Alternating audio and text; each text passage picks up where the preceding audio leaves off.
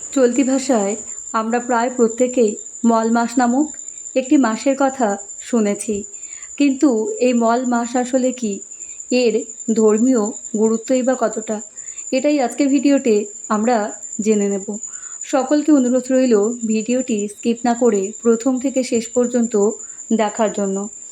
বৎসরকে দ্বাদশ ভাগে বিভাগ করিয়া দ্বাদশ মাসে স্মার্তশাস্ত্র সর্বসৎকর্ম নিরূপণ করিয়াছেন।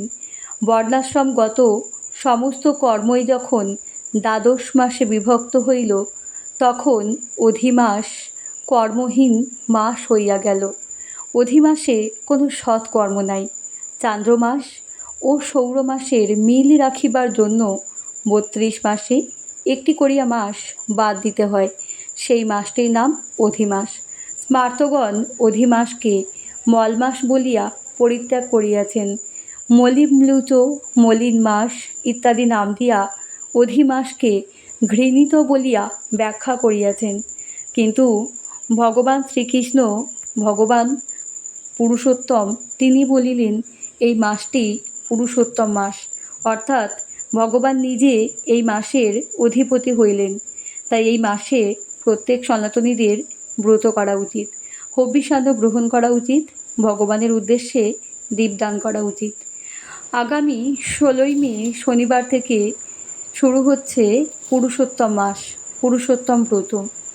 যারা পারবেন তারা অবশ্যই পালন করবেন। হবিষ্যান্ন যারা গ্রহণ করতে পারবেন না, তারা অবশ্যই ভগবানকে একটি তিল বা ঘৃত প্রদীপ অর্পণ করবেন, তাতেও অনেক পুণ্য লাভ হবে। কেমন লাগলো আমার আজকের ভিডিও অবশ্যই সকলে কমেন্টে জানাবেন। যদি ভিডিও ভালো লেগে থাকে তাহলে অবশ্যই ভিডিওটিকে একটি লাইক, কমেন্ট এবং শেয়ার করে দেবেন।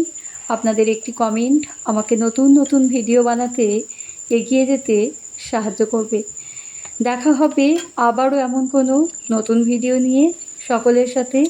ততক্ষণ সকলে ভালো থাকুন, সুস্থ থাকুন। রাধে রাধে।